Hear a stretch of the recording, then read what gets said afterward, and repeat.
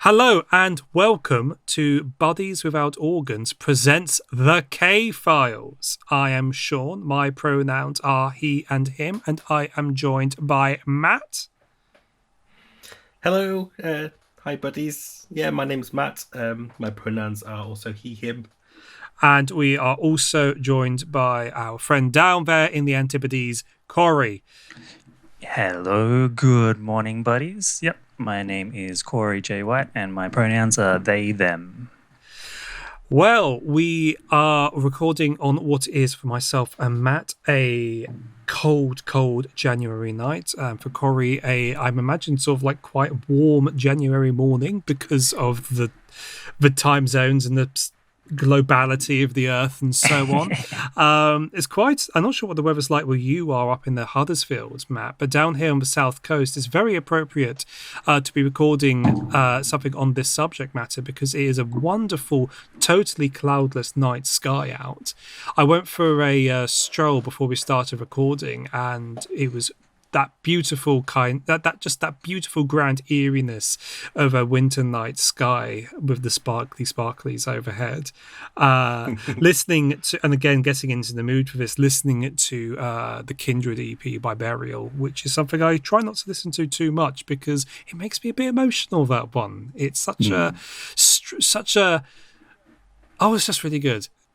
Isn't it? I'm not going to flare around trying to describe how Burial makes me feel right now, though I'm certain that will be subject matter for a later episode. So, this is the K-Files, and you might be wondering what the K-Files is going to be about. The K-Files is us switching gear from our previous preoccupation with Deleuze and trying to apply something similar to the work of Mark Fisher.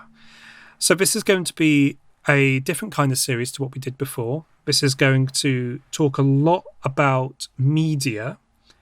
And it occurred to me today, actually, preparing to record this, that this is also going to be a podcast that's going to be very much about England and Britain, I think, because we are going to be talking so much about the stuff that Mark Fisher wrote about. And he obviously writes a lot about English science fiction television and British music and so on, not exclusively by any means, but I think this is going to be, the lens is going to be changing what its focus is, from what we've discussed over the last 12 months with Deleuze. So this is going to be a very interesting series of experiments, I think, and I'm very much looking forward to seeing where this takes us. You two, how do you feel? Where do you think we're going to go with the K-Files? Well, yeah, like for me, as someone who doesn't have, the academic training or the academic background with philosophy, I've found Mark Fisher to be extremely accessible. He was probably my first entry point into reading theory and philosophy, and from him onto other texts and writers. So yeah, I'm really excited to get dug in, to some of his more obscure like blog posts and writings, and yeah, just use that as a lens to look at, both the media that he references and just other things that might occur to us as we read through the posts. Yeah, I'm really excited about this project. Mm. Yeah, I mean, this is an odd one for me. If only because I'm very familiar with Mark's work. No. And yeah, for any listeners that I suppose don't know, or I suppose also viewers at this point, see the change that we've got for this season of the BWO is that we're also coming to your eyeballs as well as your ears. But yeah, I mean, I wrote a book about Mark a couple of years ago and edited Mark's final lectures for Repeat Books. But despite that foreknowledge, this wasn't my idea, and I think it's for that reason that I'm actually really excited about this. It's like it's not something that I would have thought to have done, precisely because it's almost obvious. But I'm really excited to actually read Mark with friends again. It's been like a long time, years really, I think, since kind of had that opportunity. So yeah, it's strange in a way because I think almost with someone as difficult as Deleuze that we kind of looked at for most of last year, or all of last year, it's so difficult that you kind of do have to plan ahead. Whereas Mark's work seems to offer like a slightly, it's more accessible, as Corey rightly said, but then also at the same time that feels like it's more open in a way. There's more to, I don't know. There's more to sort of explore outwards. There's not this wealth of secondary literature we can draw on to confirm our readings or whatever of this sort of stuff, and that's kind of makes for a more exploratory podcast, which is I'm both kind of nervous about and also really excited about. So, yeah, this is a really nice start to 2022, I think. Yes, it's my responsibility, all of this, I'm afraid. But the thought came to me when I was out walking with my camera, and I was listening to Pie Corner Audio's most recent album, and I was taking pictures of this mysterious substation looking thing a town over, and against a lovely late autumn early winter sky. And don't ask me why, but the thought just flashed into my head that it'd be really good to do some podcasting about Mark Fisher. And yes, and it's interesting as well that over the years I have been podcasting, because as listeners to it, we will do pluggables at the end of it, but listeners of this podcast might be familiar with me from Weird Signal. Mark Fisher has always kind of been a presence in the podcasting that I've done, and indeed the curiously, and this was completely unintentional, I'm aware that people might not think it was unintentional or might not believe us when we say that. We are recording this debut episode of the K-Files on the anniversary of Mark's death, and indeed the first episode of Weird Signal was again unintentionally, coincidentally recorded on the 1 year anniversary of Mark's death. And the day that he died, my discovery of that was me sitting down in my living room to start The Weird and the Eerie, checking Facebook on my phone just as I did so reflexively, and the first thing I see being that Mark Fisher was dead.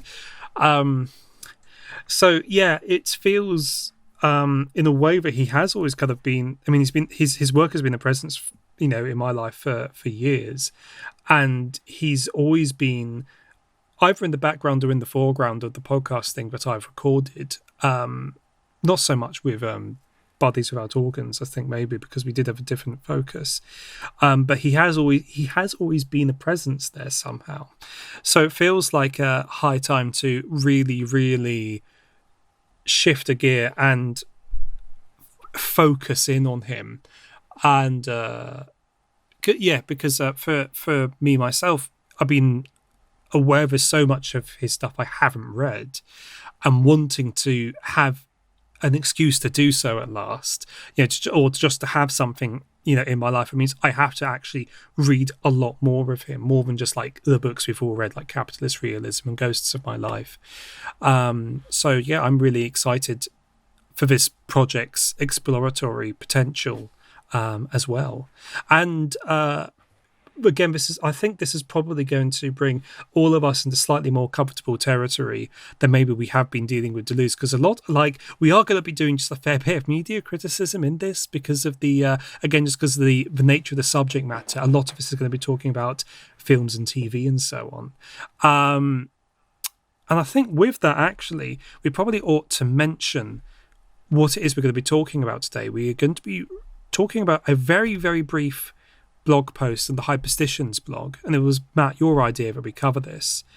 It went up on February the 6th, 2005, a very short piece entitled Megalithic Astropunk, which is surprisingly hard to find when you Google it, so we'll just have to put it in the show notes. And what we're going to do is we are just going to assume that you, listener and or viewer, have read this, because again, it's really short. Like, it's less than 5 minutes reading. You can do this. We believe in you. Although what we might do as well is put out just a little recording of one of us just reading it. They'll go out alongside this. And this short, fun, punchy little blog post is to do with the 1970s children's TV serial, Children of the Stones. So, I have lots and lots and lots I want to talk about here. I'm sure that we all do, in fact. So, I'm just going to throw this open to whoever wants to go first with this, actually.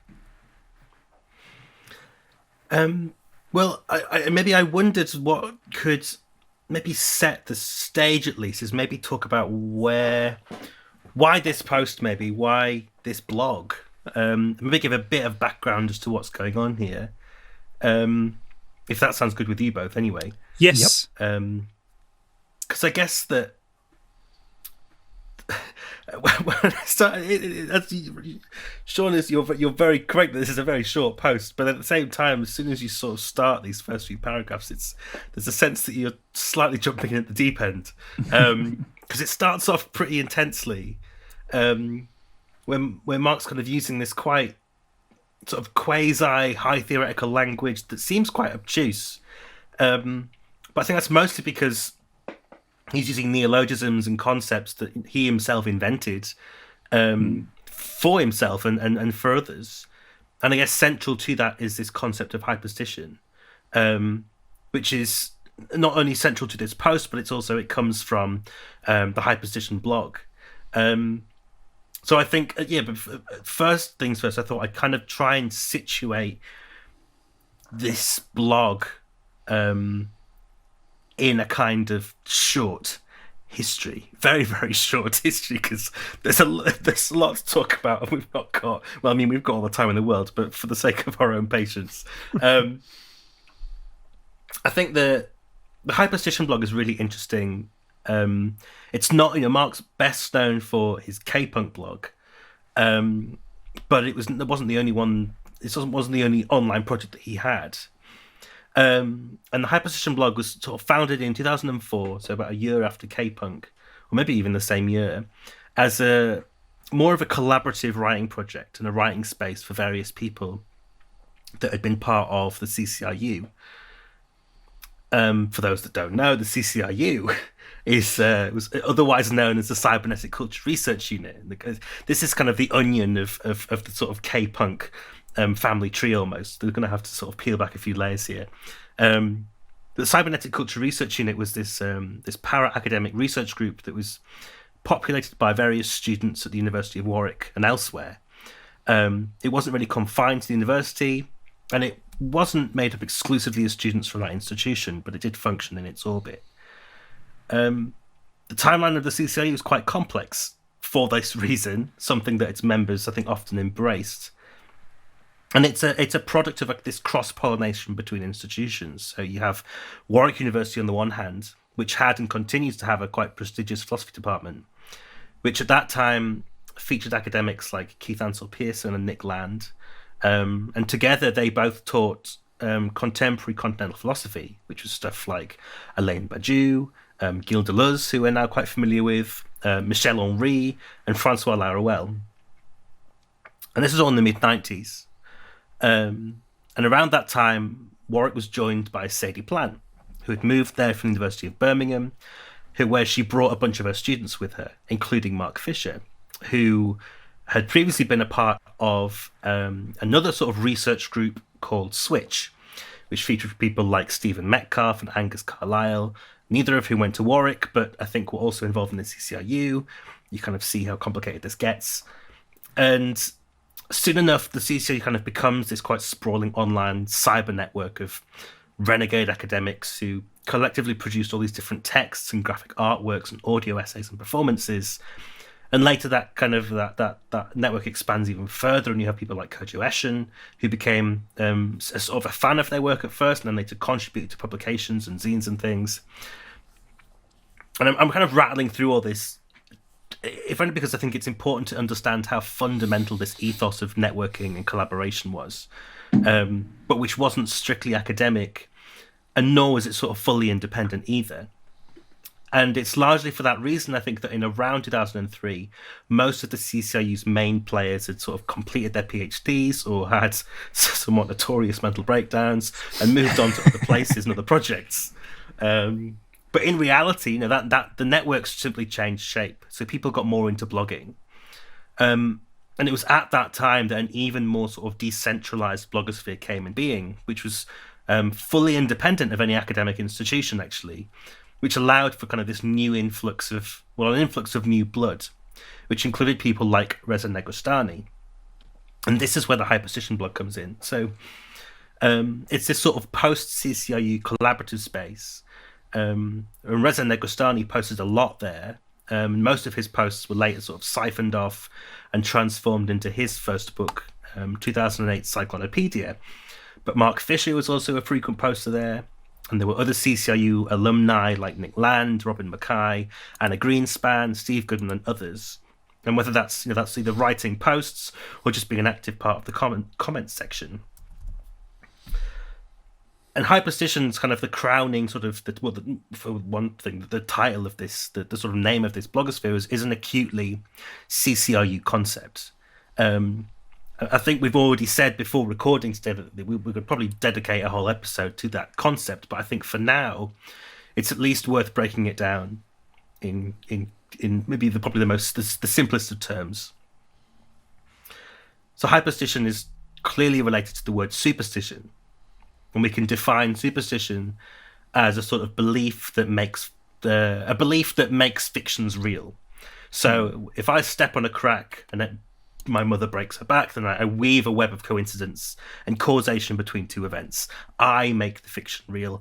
I'm the one who makes these connections and constructs a narrative out of them. And unbelief is central here too. This kind of the rational part of my brain might be wholly aware of the fact that my mother's broken back is a coincidence and nothing to do with my stepping on cracks. Nevertheless, the narrative I've constructed, this vague possibility, can still be affecting, like to the extent that I might still feel guilty. The facts might not care about your feelings, but it's sometimes also true that your feelings don't care about the facts. So Hyperstition kind of goes a step further. It's instead of a fiction that makes it's a fiction that makes itself real, which we could say is like an urban legend or a meme, or something like the Mandela effect. The I that is central to superstition is displaced, and suddenly it's maybe not clear what sort of agency is acting on this belief, to the extent that certain ideas start to circulate through a culture, maybe without origin or without the application of like a conscious human agency. And this is something that we find so often in horror films.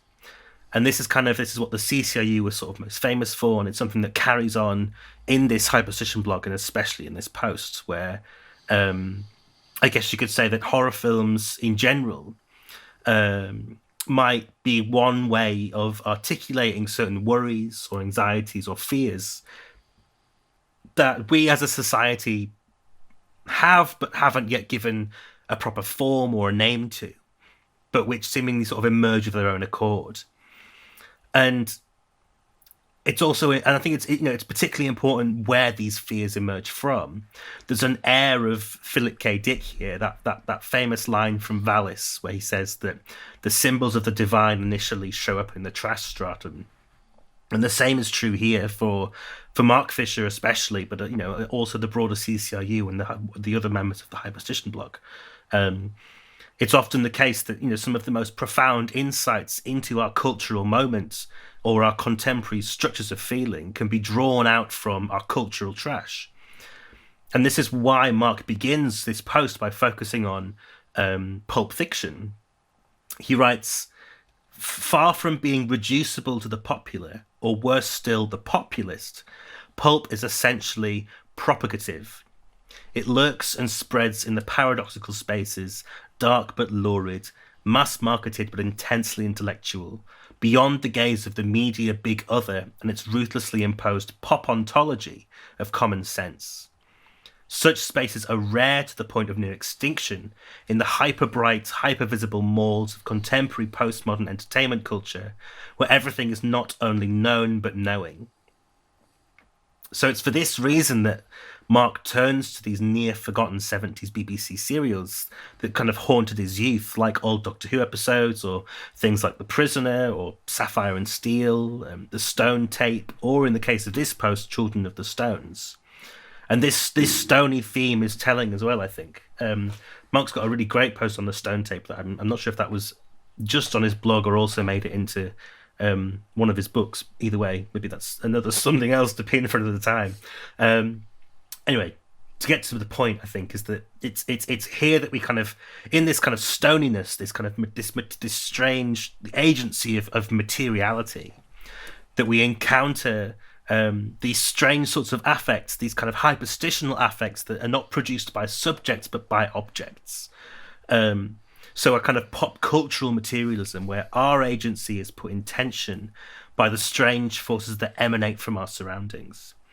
So, Nietzsche often made the point about food. He sort of a lot of Nietzsche's philosophy was written around that time, that the phrase "you are what you eat" first came into sort of circulation. Well, maybe not that phrase in particular, but that idea at least came into circulation. So he has this great line about how the way that German philosophers think can probably be explained by their steady diet of sausages. But in our contemporary consumerist society, we find ourselves tucking into a lot more than just sausages. So Fisher's question, I think, is, not just here, but I guess in general, and I guess maybe this is something that is kind of distilled really nicely in this post, that I'm kind of interested to see what you guys think of this. But one of his questions here is, what does it say about his generation? That they were raised on a steady diet of occulted, murky, trashy television programs. And what does our more clinical and hyper-bright media diet tell us about ourselves today? I had a conversation with a friend on Saturday about this subject. Actually, we were talking because he lent me a copy of a book, which I'm not actually going to be referring to, it turns out. But we were talking about the 70s thing, and it's how it intersects with ontological culture and Fortean culture as well, for that matter. And he made a very, very salient point where he said that all of these upsetting kids shows from the 70s, right? Doctor Who, Children of the Stones, the Tomorrow People, all of that, in terms of its actual genuine disturbingness, all of them pale in comparison to Jimmy Savile, to the actual real mainstream good polite society TV of the era, right? That, and he suggests that part of the interest in or the resurgence of interest in stuff like Doctor Who or Children of the Stones and so on, of this active cultural reclamation, which has been kind of pioneered by people who grew up with it in some way or the other, and then propagated it to younger generations, is almost an act of vindication, but sort of like us spooky kids were never the ones that you ought to be worried about, and actually sort of strange echoes of this coming down through the years. Again, not only are we another thing that is significant about today is that shortly before recording, it was announced that the Queen has stripped Prince Andrew of his military honours and royal patronages because of his connection with a sex abuse scandal. So this is the which almost at this point almost feels like such a thoroughly English thing to have happen. Sort of like another major establishment figure caught up with something incredibly nasty and seedy like this. Yes, and it's but yeah, I think there's definitely some truth to that. This idea that in this media which has this shadowiness to it and this general vibes of the weird and the eerie, there's stuff that was regarded in some way or the other as somewhat suspect, like it receives this vindication by the discovery of what the respectable media artifacts actually were involved with, what was actually going on behind the scenes with them. It's like I'd actually never thought of putting that together before, but it feels like that line that's in this post, right? Where I mean, I guess I don't want to jump right into the middle of it, but he talks about these pulp villains that you get in these pulp fictions that they're not straightforward. This is a quote: not straightforwardly malevolent monsters, but they can be beamingly altruistic administrators of the pleasure principle. And what does that describe if not a kind of Jimmy Savile or even a Boris Johnson or even the sort of the strangely sort of placating presence of monarchy. Well, yes, exactly. I think Sean just did a total strato analysis of the libidinal material nature of power that Mark Fisher mentions in the post, just right there. Just nailed it. Yeah. Well, we can stop now. Wrap it up then. Yeah, Christ. Okay, shall we start? I think we should start talking about the meat of this a little bit in earnest. Corey, I think you have something that you want to talk about, and I think that thing is something to do with William Burroughs, isn't it? Yeah. So, do you, before you do, can we? I just want to acknowledge because that might seem like a bit of a non sequitur. That there's this line here in the post, which I'll just read. Children of the Stones is about Petros, the black hole vampire god of disintensification and intensive death, whose hunger for star energy is similarly diagrammed in Burroughs' Nova trilogy. There's also a reference slightly later on in the post to the villain of the piece. Are being described here as an agent of Burroughs' notion of control. Just to set you up there a little bit, Corey. Or maybe there's some more setting up actually, because at least in terms of talking about Petros. Should we talk about Children of the Stones? Yeah, actually, yeah. No, you're quite right. What do you? Because I mean, we all kind of watched it before Christmas. What did you guys? We haven't talked about Children of the Stones yet, have we? That's okay. This is the problem, right? It's a post that gets so into the meat of things so quickly that I think even maybe that's my own fault for that slightly dense introduction. But it's hard to dip your toe into this. You are kind of immediately like dunked, sort of witch trial. Was my own fault for not being a good podcast dictator, because I do actually have like in my notes written in front of me saying about like we need to talk about Children of the Stones and the 70s-ness of it all. Point A, plot summary. Okay, Corey, you go first then in telling us what you thought about Children of the Stones before we move on to William Burroughs. Okay. I thought like one of the good things about like cheap sci-fi is like, well, I guess like cheap sci-fi can go one of two ways. It can either just look really cheap and terrible, or it can force the creators to come up with really interesting ideas and interesting ways around the budgetary constraints. And, that's kind of what I felt was happening here, is that it's like just really weird and spooky and eerie, and like it does that with very little in the way of like effects or good acting or anything much. But it's just like a really interesting story and told really well for the time. Yeah, I remember actually something I read in the English Heretic book from Repeater. Well, I don't think he was talking about the Stone Tape in particular, but he was talking about like stuff from the 70s where he said something like, look, in the same way you wouldn't really like hold it against it, but the special effects look bad, you shouldn't hold the acting against it either. It was a kids show. It was made, sort of like, well, actually, that's it. Just it. It was a kids show. It was made in the 70s. It wasn't really meant to look or feel anything other than how it does. Mm-hmm. But that's sort of that's like the almost the 70s charm, right? It's all a bit amdram, like of atmosphere, but then at the same time like also deeply occulted and sinister, that you can like it can be so something that's so mundane in terms of its production, but actually has this like really genuinely unsettling sort of themes or events, or well, at least for this one too, I think the soundtrack is just so bizarre for a kind of for any TV show. It's the sort of thing you'd sort of like kind of under the skin sort of contemporary art house horror vibe, not like a 70s TV show for the BBC. For ITV, which makes it even weirder. Was it ITV? I know, Oh, right? wow. Yeah. It's HTV. What is HTV? HTV must be. Well, It must comes be just ITV. before ITV, right?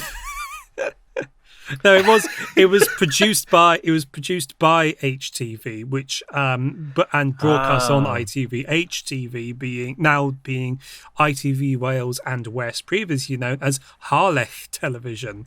I am just reading this off Wikipedia. And actually, and indeed, Mark has mentioned the music here, saying, and I'm just going to read this quote: "The thing that children who saw the serial when it was first broadcast are liable to retain most powerfully in their spinal cord body memory is the music, harrowing atonal chants reminiscent of Penderecki and Ligeti, which made the looming close-ups of megaliths scream with millennia-old panic. Like the young viewers of Doctor Who, the audience of Children of the Stones was infected by sounds far more disturbing and deranged than anything rock has ever come up with." And he's not wrong. He's not wrong. It is, I do, but yes, we will acknowledge though, it is weird and it is eerie, but it is also charming and funny, not always intentionally, just because of the circumstances of its creation. And yes, it's very stagey. But it's also absolutely delightful. I will say that the thing that does just make it tremendously funny is at the ad break, and God knows why this is here. I don't know if there's like a continuity announcer would speak over this, but there's always a point when it comes to the ad break, it says end of part 1, where the camera doesn't cut away, it just keeps on focused on whoever spoke last on their face, and it will just hold for about 10 odd seconds of them just trying not to look at the camera and not always succeeding in not looking at the camera either. Which is absolutely, it's beautiful, yeah. It makes you think they filmed it live or something. They clearly didn't, but it's like that weird, it's like a weird SNL breaking thing. I actually sent I sent the YouTube of the first episode of this to a friend who just sort of sent me just sort of like a little recording with the back of his iPhone saying, what are they saying here? It's completely impenetrable. What's they're saying at points here?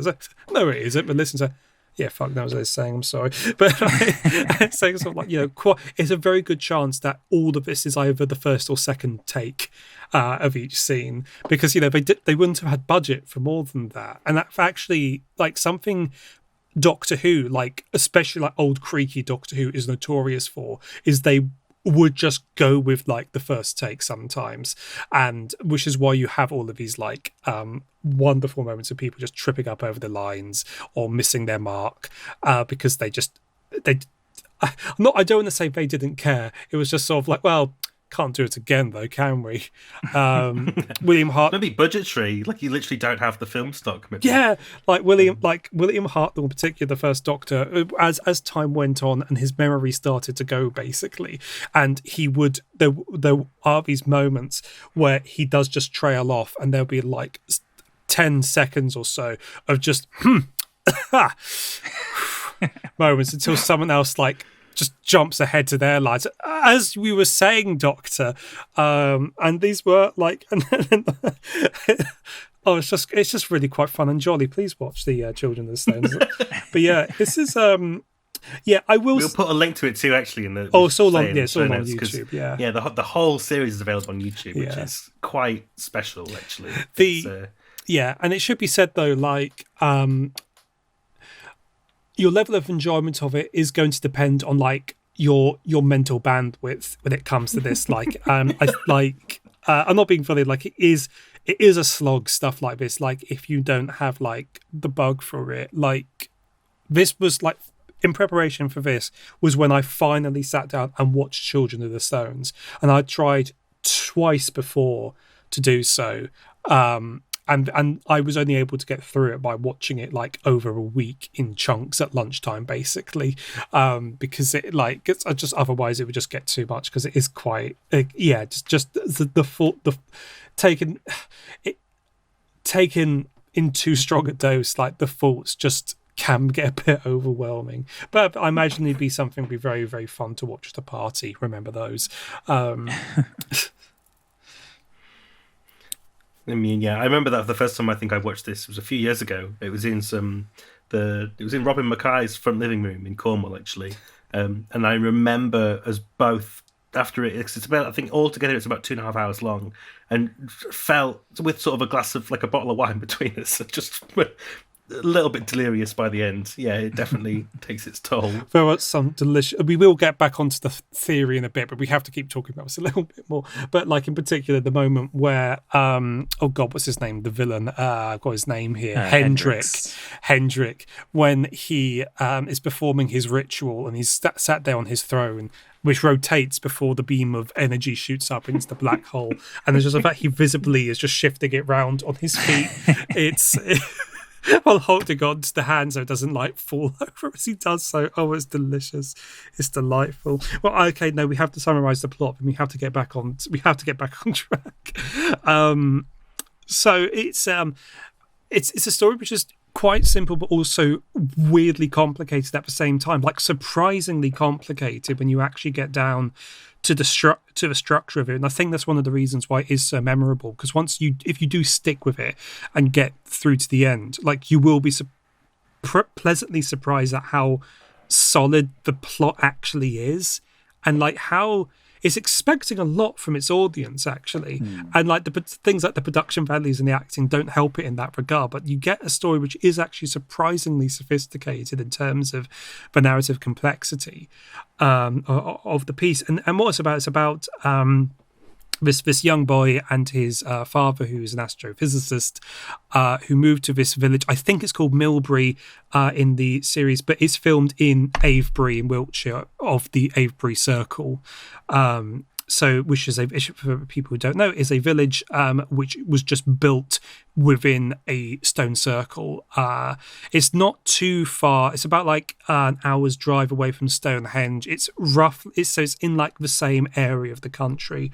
It's a much better, like, visit than Stonehenge, though, to be perfectly honest, because you don't have to pay, because it's literally just a village is there. So you just go to this village and then you just wander around and you can touch and climb on the stones and so on, because unlike Stonehenge, there's no way they could keep you away from them, because the village is just in the midst of it, and it is one of the weirdest places you'll ever visit. It's absolutely fantastic. It's really, really cool to go there, actually. Like, it's awesome. So they moved to this village. I'm not quite sure why he's gone there to do astrophysical research. I can't remember if a reason was ever given for this, but he does so. And basically what they discover is there is this separation in the village between people who one might describe as ordinary people and then the happy people of the village, who are just, again, to quote from Mark Fisher here, he says that, God, where is it? There we go. The serial opens by presumably self-consciously echoing Invasion of the Body Snatchers, Children of the Damned, Quatermass 2, The Wicker Man, and The Stepford Wives, inducting its two leads, astrophysicist Adam Brake and his son Matthew, into a near-closed community of happy people. One of the great services such fictions provided was to make its young viewers intensely suspicious, both of happiness as an emotional state and of those who proffer it as a libidinal political goal, which I think is a really, really interesting statement here. And what they discover over the course of the serial is that the stones of the stone circle are aligned somehow with a black hole deep in outer space, and that a certain cycle of events has actually been repeating there through the centuries, quite archetypal in some ways. There's the arrival of the two travelers to the village. There is the barber surgeon who is crushed by the stones, and there is the high priest, the magus, who is leading this community. And what they seem to be doing is they transmit their I suppose this is where we're going to start getting into the weeds of it. What is it they actually are giving up to the black hole god? It's some kind of free will, I suppose, would be the easiest way of passing it, but it's a certain kind of psychic depth is what they sacrifice to it in exchange for this simple-minded happiness that they then enjoy. Would you agree with that? Yeah. I mean, I almost think it's I mean, this is something else. I was going to say it's something probably to unpack, but I feel like they're just giving themselves up to power, right? Like a kind of indeterminate power without origin, almost as if they're just seduced by energy. But yeah, I mean the implications of that get quite weedy and metaphysical quite quickly. So that's not really a simple statement to make. But yeah, but that's also kind of the power of it too, right? This kind of the indeterminacy of what they're actually giving themselves up to. I think I have. So the focus of my notes here is on talking about. It's basically it is talking in quite a lot of detail about my ideas around ley lines and stone circles, which I'm going to hold off on for a bit because I think that's actually a really good jumping off point to handing the reins over to Corey for a bit, because I know you have stuff prepared about burrows and control, and I think is very relevant to what we were just talking about. Yeah, yep. So one thing that's like readily apparent if you read a lot of Burroughs' writing is that he seems to perceive the universe itself to be an inherently hostile place, perhaps even anti-human. But then to say it's anti-human, it might sound kind of like cosmic horror, but I think there's still a distinction there. Like cosmic horror, you can kind of sum it up with two main ideas. The first being that there are horrors in this universe that are literally incomprehensible, and trying to comprehend them will drive you insane. And the second idea is that humanity is insignificant. Like we are completely beneath the notice of the elder gods and other entities. And if they do kill us, it'll just be as a side effect of some other action that they're taking. Like maybe they're just taking a shit, and then an entire country dies because they don't realize that people are under their butthole. But so then, like with Burroughs, it's not so impersonal as that. Like with Burroughs, it's as though the evil recognizes us, like intimately and deeply, and it even like maybe recognizes things in us that we would rather not admit were there. It's an intensely personal hatred that's aimed directly at you, and it can emanate from anyone or even anything in your vicinity. So that means that in Burroughs' writing, the forces of control might be ubiquitous and largely arbitrary, but if they choose to target you, they're going to target you with all of the intensity of someone bearing a very personal grudge. So with Burroughs, control is stifling, dehumanizing, even anti-human. And it's kind of a system that must be battled at every junction. In contrast, what we see with Children of the Stones is a seemingly benevolent system of control. So beyond Hendrix's need to feed on star energy, he does seem genuinely concerned for his little human pets. Like he seems to want what's best for them, and like even though they are kind of hollowed out through the process, they are still like outwardly happy. It doesn't, so like it might not seem like an anti-human system of control, but it is thoroughly anti-individual. And I don't know if Sean might want to talk about this, but that kind of seems to tie into British folk horror and even Hot Fuzz, like the overriding importance of the greater good. The greater good. Yes. I mean, for me, when it comes to like the fundamental character of folk horror, right? And I'm certain that's something that people, can and will argue intensely, sort of like for a definition of it. But for me, what's going on here and where this plugs into folk horror is, for me, what the fundamental theme of folk horror for me is this notion that within the parochial there is something cosmic, or at least something radically other. And I think this is where, like, we can't just pass over the endearing folkiness of Children of the Stones. In fact, it takes place in sort of like a charming little village, and there's the village school and the village library, the village doctor. There's the Morris dancing, and so on. In the same way that in The Wicker Man, you have all of these charming features of small town life, and indeed with Hot Fuzz as well. But there is this familiar, folky, charming pleasantness to the whole thing, but under the surface there's something, like I said, either cosmic or radically other. And obviously with Children of the Stones it was both. Obviously but it is very literally cosmic. This is a village built within a stone circle which has a literal physical connection with a alien black hole god. And I think so. Yes, it does. It really does kind of encompass these themes really, really neatly. And again, something else, and you're really right there, Corey, as well. That a figure that often appears in these films or these TV shows is the benevolent controller. And here it's Hendrik there in Hot Fuzz. I really like that you brought up in Hot Fuzz. There's I forget his name, but there's Jim Broadbent's character and the village council, and obviously the great figure of this is Lord Summerisle in The Wicker Man, who again sort of he seems like an affable, charming gentleman, and very similar character to Hendrik. I imagine there is some kind of there was influence one way or the other. I can't quite remember which would have come out first. I think possibly this might have come out before The Wicker Man, but that doesn't matter. And they're archetypal figures anyway. But both of them, do, like you said, do seem to genuinely have a beneficence to them. So they care about their people, and they don't necessarily want to do sort of the more unpleasant side, the more unpleasant duties here, but they do them all the same because they believe it is sincerely for the greater good. Sort of like Lord Summerisle.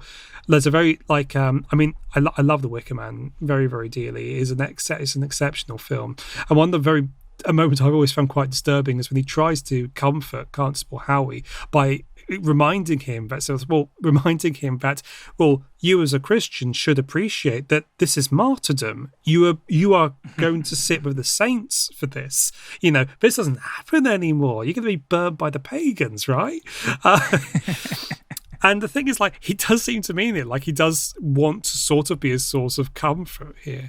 And again, with Hendrik, it doesn't seem to be suggesting that sort of he does seem to think that this is just going to make everything better. But at the same time, with all of this, and this is why I think it is important to think of these as figures who are darkly reflective of establishment, real life establishment figures, is that, they can say that.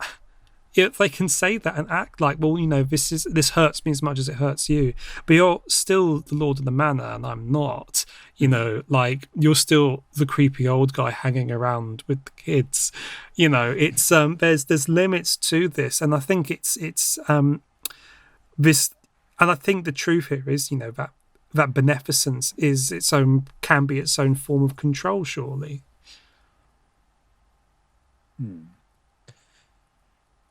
Well, I'll pick back up from exactly there what you were saying. So I think even if Hendrik's apparent benevolence does act as a good form of control, if you are a control addict, it's something that Burroughs could never consider, because for Burroughs, I think loss of autonomy or self would be completely unconscionable. So he sees control of any sort, I feel, as always being an attack by a hostile alien presence. So then if you take the dichotomy between hostile and benevolent forces of control, that kind of made me think of Matrix Resurrections versus the original movie. In the original movie, Cypher was villainous because he was willing to sell out his friends in order to regain entry into the Matrix and experience an easy life. And in Resurrections, it's kind of shown that choice to remain inside is understandable. Like, it's not necessarily a good choice to make. It's not necessarily helpful or healthy, but it is something that, you know, you can understand. And I think like that part of the film is really timely, because like in the wake of the pandemic and the onrushing climate crises we're likely to face in the coming years, a lot of people will prefer to stick their heads in the sand. Like, why walk away from a Mellis when you can happily watch your Disney Plus, play Fortnite, get food delivered to your door by underpaid gig workers, and forget about the suffering child imprisoned in the city's dungeon? Like, these dystopian dreams of a metaverse peddled by Zuckerberg and others are simply the logical endpoint of this tendency towards a blissful ignorance. It will like literally obfuscate the myriad very real problems of the very real world for this kind of like clean and sterile corporate reality. Like, they're definitely coming from it thinking they're offering benevolent control, but, you know, I think to many of us it seems horrifying. All right, so back to Children of the Stones.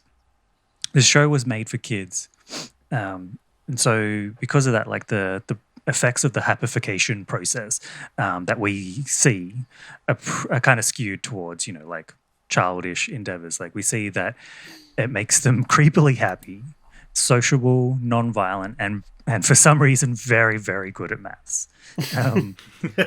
But then it leaves the question of like, how would it actually affect the adults? We don't really see that much apart from like the surface level happiness.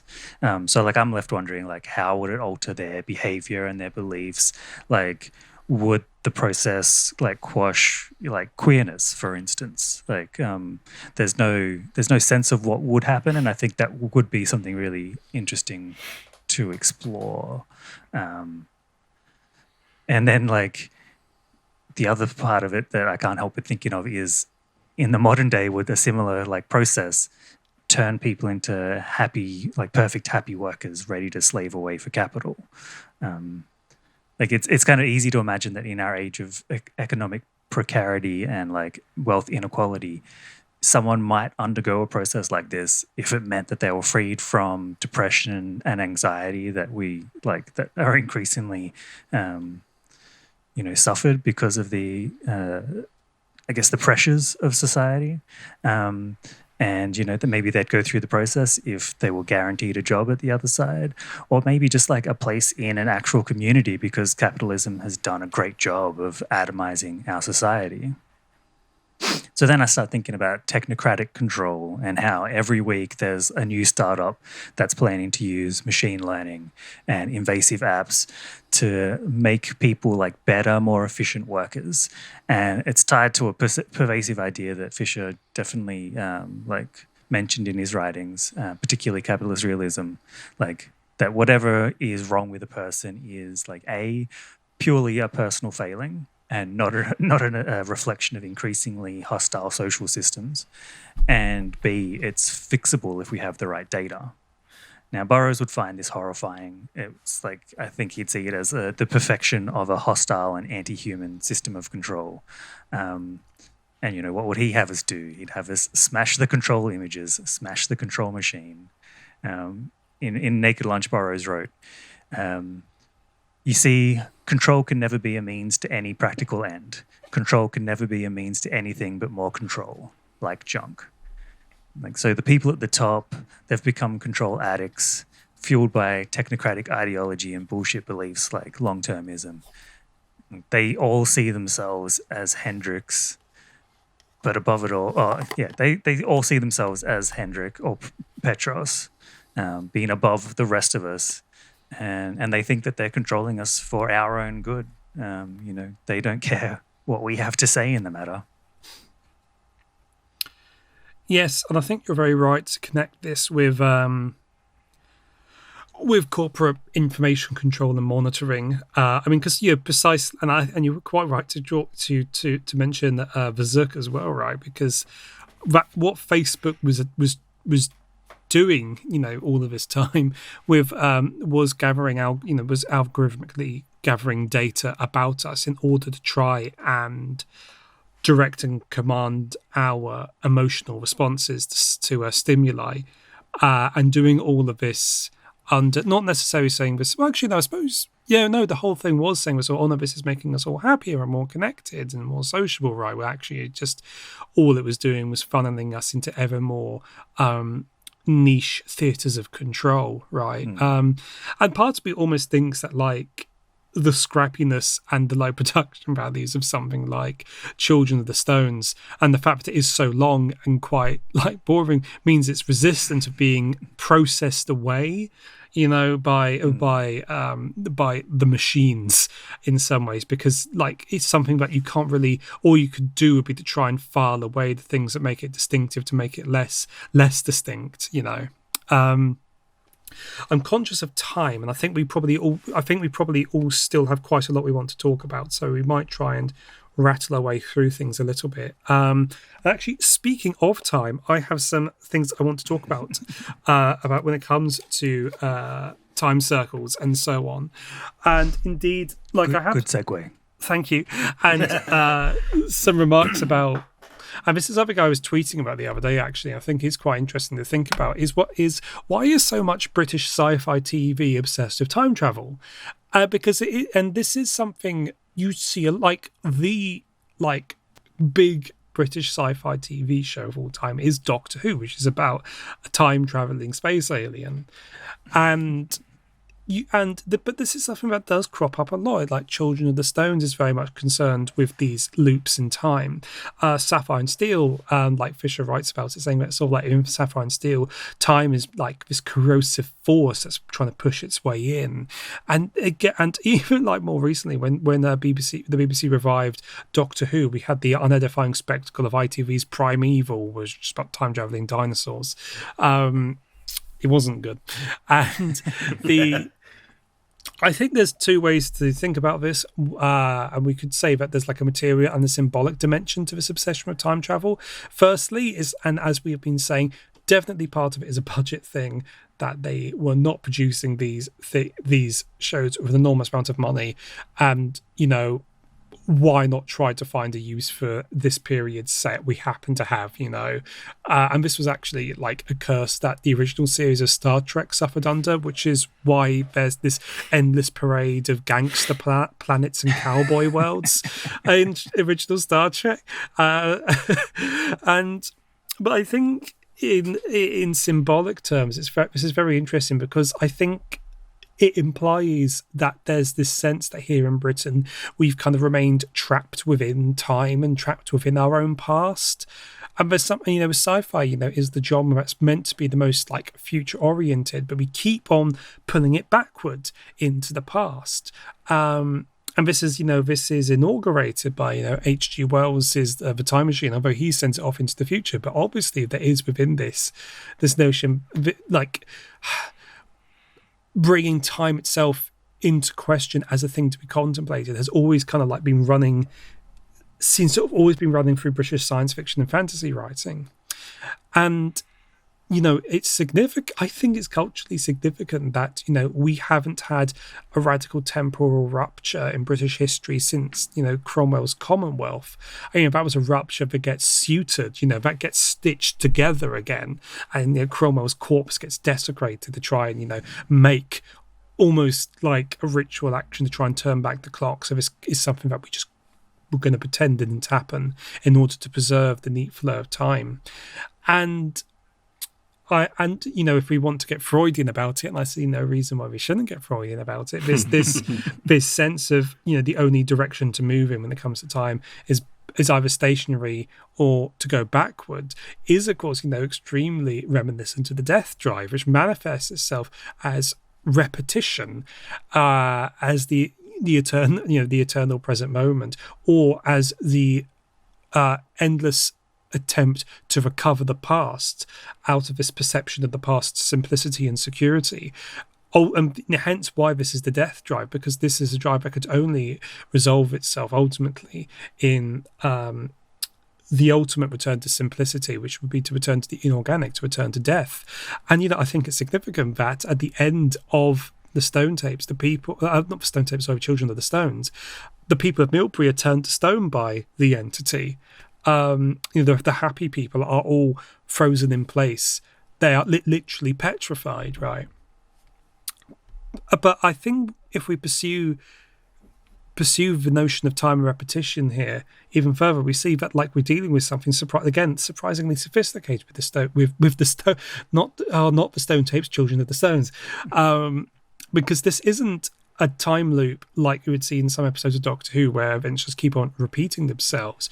This is much more interesting. This is a time spiral, right? Because the difference between a circle and a spiral is the spiral is this self-repeating but self-transformative figure, while the circle is a stationary figure. The coordinates for a spiral as it extends and expands differ. You end up somewhere else, even though you're somewhere similar to where you were before. Or you could think of it as a sine wave almost, which is always in motion somehow. And though the form repeats, it doesn't repeat in the same location. The repetitions of the cycle of time that is trapped within the stones aren't exact. People move about; they come and go. They seem to move with time of the outside world. They're not stuck in prehistoric times. But there are these fundamental features or these archetypal roles that always have to be played out. There's always the magus, there's always the barber surgeon, and presumably there's always the two visitors as well, of whom, and Adam and Matthew and Hendrik and so on are just the latest manifestations of this process, which is more complicated than just a circle. And this is tangential, but this is all tangents. This is quite I'm going to bring up Kenneth Grant, right? I'm going to bring up Kenneth Grant here, who is one of Aleister Crowley's disciples, and arguably his last living disciple, actually.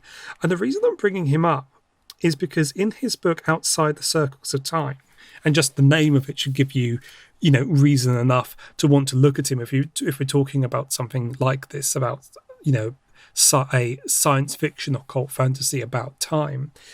And the reason I'm doing so is he presents this notion of eonics, of the occult science and the progression of the eons, and he complicates it very, very interestingly. And I'm just going to read this. There's only a couple of paragraphs. The ancient Gnostics developed an elaborate eonology involving time cycles and words of magical power. Similarly, Far Eastern systems had their yugas, mahayugas, kalpas, and mahakalpas, cycles within cycles. And in recent times, within the lifetime of many readers of this book, a new eon has dawned, the Age of Aquarius, known under various names by different cults. It is said that an eon endures for approximately 2,000 years, but an eon is also defined as being an immeasurable period of time, and metaphysics has shown that time is a very tricky commodity, perhaps more so even than its sister concept space. The couplet from the Necronomicon, "That is not dead which can eternal lie, and with strange eons even death may die," is of sinister import. In fact, as the occultist Frater Ahad and others have shown, quite independently of each other, the eons are not necessarily successive. There may be eons between eons, periods of time so infinitesimally small as to be indeed immeasurable. Such a Hadid eon from a mundane viewpoint, however, need not be immeasurable. It need not be in time at all. And that may seem not especially relevant to what we're talking about here, but what I think is kind of being brought together here in this particular cultural artifact is this kind of strange esotericism of time, of this notion that to the mundane eye, time is strictly linear and moves in successive stages, but to the initiate, to those who see beyond the veil, right, to the Hendricks of the world, or to the Matthews, because of course he has second sight, something we've not mentioned here about the child lead in this is meant to have ESP. There's this discovery of there's actually a great deal more complexity to time, but you have these movements with it, but you have these spiral formations of time, you have these cycles of time, and you have these events and places, and this is Hauntology 101, right, where the past re-announces its presence to the present, where it destabilizes the simple narratives of control and command over the world that we create for ourselves, where time becomes this, like Sapphire and Steel, corrosive force that cannot really be tamed, and is of a threatening character, and especially of a threatening character to systems of control, ultimately, that both past and future can announce themselves somehow and radically alter the fabric of the fabric of the libidinal order. We have been recording for about an hour now. I'm wondering how I still have I've got loads of nonsense here about ley lines, but I want to throw this open though to Matt, because myself and Corey have been talking. I mean, I always talk a lot on these, but I want to throw this over to Matt for a bit. We might want to start guiding ourselves a little bit towards a conclusion soonish. Yeah. I mean, actually, I wondered if that might work really well. I'm kind of aware that this being our sort of first episode, I don't really know how we've kind of we've all sort of bounced around a bit maybe, and I guess I was, especially after my own sort of rambling intro, was a bit concerned that maybe this wasn't the firmest place to start for our listeners. But actually, I think this kind of bounces things back to kind of what I wanted to evoke maybe at the beginning, from what you've just said, Sean, what you've just shed. So there's something that's nicely folk horror about that maybe. Anyway, it's this, and oddly enough, to maybe give ourselves an unnecessary additional bit of continuity, what you've just said sort of feels like quite similar to what we were discussing on our last Deleuze episode, talking about the logic of sense and the eon and chronos that sort of Deleuze talks about there. But I mean, that's probably by the by for anyone that's coming to us fresh. But I think that one thing that we talked about there was this sense of stoicism that I think is something that Deleuze has, and also something that Mark has, and especially maybe as a sort of go-between, someone like Spinoza has, who is also mentioned in this post, where there's this understanding that there is this sort of power out there, right? That this kind of transcendental, in the sort of transcendental void of however you're kind of coming to this, whether it's sort of through this esoteric tradition, occulted tradition, or philosophically, or through folk horror pulp BBC TV television series, they all kind of share this strange, this sort of background noise, right? This which is power, as this kind of indeterminate, somewhat ambiguous thing that acts upon us. And I guess where people like the CCIU, or even just Mark himself in his various different interests, I think respond to that is kind of resisting the message of Children of the Stones, right? Is that this force exists, it is out there, and if you like, you can give yourself fully over to it in exchange for some version of that power. But there's also something to be said for another kind of power that emerges from resistance to it, right? So that's kind of there's this paragraph that where Mark's talking about what's kind of the message of this TV show. What's the message of a lot of philosophy or esoteric hermetic thoughts, all the rest of it. And I think, Mark asks questions that I think are applicable across the board. He says, are we being asked then to side with human consciousness against the alien unconscious?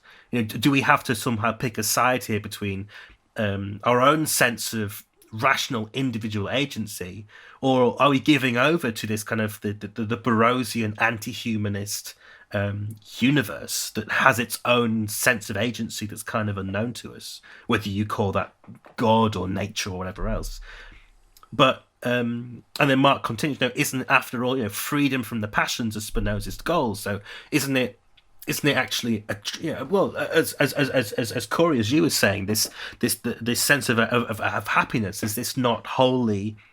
Well, it's attractive. It's seductive. That happiness is powerful, because it seduces us into a certain kind of way of being, maybe. But as Mark then says again, yes, we can say that we should sort of free ourselves from our sad passions. We should try and make ourselves happy, but freedom from, and again to quote Mark, freedom from sad passions is not the end of the story. If it is at the price of a happy passivity, a blank-eyed disengagement from all outside, as all your energy is sucked, or maybe zucked, up by the ultimate interiority. Which I think it's almost disorientating. Maybe that's kind of the point, how many things that kind of applies to in this sort of cultural melting pot that we've got. Whether this is the sort of strange lack of interiority that this TV series has. I guess I was thinking, Sean, when you were saying about the kind of its sort of brokenness, or the kind of slightly amateurish or not, I guess not wholly, held together nature of this kind of production. There's something attractive in that because it's not self-contained. The outside of the narrative of the story kind of leaks in a little bit. You can kind of sense that this is a drama. It doesn't consciously break the fourth wall, but you're aware of its own outside. To what extent, there's a sense that this kind of very the dramas that we have today don't have that. They're very, very clean, very well produced, to the point that we don't have that sense of an outside anymore. The same that could be as true of something like, I don't know, the latest sci-fi drama to something like Facebook. And I guess it's, there's this constant tension between, do we just submit ourselves to this, or what can be gained from, if not an outright rejection, but maybe a kind of, to place these things in tension, to kind of poke your fingers through the holes of these things, maybe winding them up a little bit. It's kind of it's the sort of final thing that Mark says towards the end of this post. He says, control needs something to control. No circuit can function without an outside. No circle is ever completely closed. And I think that that's something that is maybe something that we'll have to kind of unpack as we sort of go forward with this series, maybe. But it's a very difficult thing almost to wrap your head around, because it's not that. It's never that clear cut. Nothing about this is clear cut. Nothing about Mark's work is clear cut.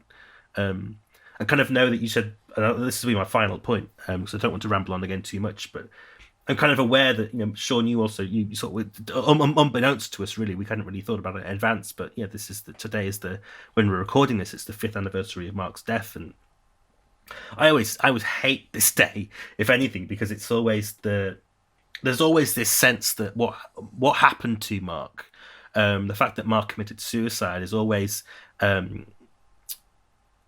it's kind of laying over his work. It comes to define it. And I think what's actually most interesting about Mark's work is its kind of incongruity. Yes, Mark ended his own life, but the things that he was working on that time were probably some of his most hopeful and most excited writings. The same can be said of, when a lot of his writing is kind of more depressive, maybe more melancholic, sort of like this own essay. There's a kind of pessimism to this post in its sense that, we're kind of at the mercy of things beyond our control. And but there's a joy in that kind of melancholia. There's a joy in horror. It's not a tautology that horror is bad, happiness good. There's all of these things have to be put in tension, and every time that they're sort of announced to us. And I think that's true enough of all of us. We can't just reduce our lives, our work, our culture to these very these. We can't control these things. We literally don't. Control needs something to control. We feel like we need to control our own narratives. Often it's the case that we don't have control of them at all, and they wiggle around and interrupt us and our thoughts and our beliefs and our trajectories. And that's what Mark, I think, did best. I think that's what. But how deep that goes, how complex that idea becomes, is maybe something that this post kind of really, and this TV show, summarizes in a really, well, not a simple way at all, but a really fascinating way that's kind of almost inexhaustible. I'm sure we could keep talking about this for hours, and maybe we shouldn't, but we could. And that's kind of what I think is so exciting about this show, about this post, about this series, about Mark's work. It's all intention, and that's precisely where control and uncontrol go to war. Yes. I'm just going to say I want to say a couple of points, and these will be my closing remarks about the stone circle, about the standing stones themselves. And this really is quite. This very much is just territory of what I reckon. But I think this does lean into or connects with general themes we've been talking about here about the sense of how the incompleteness of systems of control and how they always come up against these forces that extend beyond them, especially forces of time in some sense or the other. And I think what is so culturally fascinating about the standing stones of Britain is they serve that purpose of announcing the outside and the unknown. There's this sense that the culture that produced these very impressive, very complicated works, which are massive, of a huge scale, would have required enormous amounts of coordination, like multi-generational coordination and planning, in order to put them together. There is something baffling about them. And there's this sense, I think, where the reason why we find them so fascinating is because they announce this outside to us. They announce this thing that lies outside of our ability to really comprehend what function it may have possessed. They do feel alien in a very real way. There's a reason why you get like the Eric von Daniken's of the world coming and say it was literally aliens that did it, or rather John Mitchell's to say it was the Atlanteans who had the knowledge to produce these things, because there's this sense where they don't fit in, and we have, and actually to go back to this, what I was saying about Britain's understanding of time and the sense of being trapped in time, because we don't have these we haven't had these, my theory of it being because we haven't had like a radical rupture for such a long time, but we have this sense of being trapped within our own history. But things like the standing stones announce the fact that other peoples and other ways of living, not necessarily better, but different ways of living, have existed here, and they've produced things, and it's almost the reverse of the poem Ozymandias, where instead of these things being like monuments to sort of like the tragedy of humanity because everything we build turns to dust, just the fact almost that they're still here and just announcing themselves overwhelmingly gives almost a sense of hope that that there are things that lie outside of narrow systems of libidinal control. There are things, there are potentialities and possibilities, virtualities, if you want to get Deleuzian about it, that stand outside of that.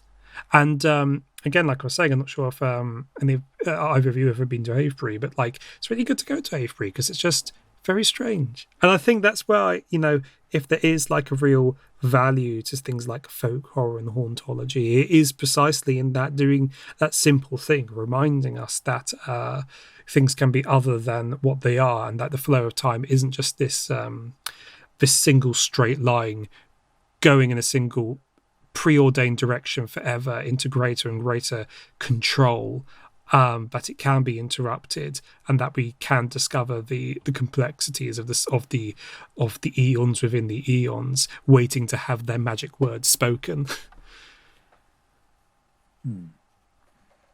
Well, without further ado, it's getting late for myself and Matt, and it is still very early for you, Corey. But I am also sitting next to quite a hot radiator, I've just realised. I feel quite uncomfortable now. So now Not quite sure when this is going to be going up. It will have gone up by the time you'll be hearing and or watching this for obvious reasons. Where can people find you, Corey? The easiest thing to do is to find me on Twitter at CJ White. My pinned tweet is links to the Nothing Here newsletter, my books, and this project. But yeah, everything's there. Twitter at CJ White. And Matt, where can people find you? You can find me at xenogothic.com or xenogothic, basically, is my handle on all social media. So just give it a Google. And you can find me on Twitter at Hauntonaut. I may or may not start blogging again this year. And I will say no more about that until anything happens, actually. I may or may not start blogging this year, and I'll put up blog stuff if and when I do. Not quite sure when we're going to be recording next, but we are planning on having a much more regular recording schedule for the K-Files than we succeeded to have with Bodies Without Organs, where we managed at best one a month. We're hoping to do more than that, but it will be life and work depending, obviously. But thank you for being with us. We hope that you've enjoyed this experience. Let us know. Let us know in the comments, because that's the thing, because this will be on YouTube, won't it? Let us know in the comments. Remember to like and subscribe. Like and subscribe and hit that damn bell. You can find us on Twitter at BWOpod. And until such a time as when, all there is to say is happy day. Happy day, buddies. Happy day. Good night.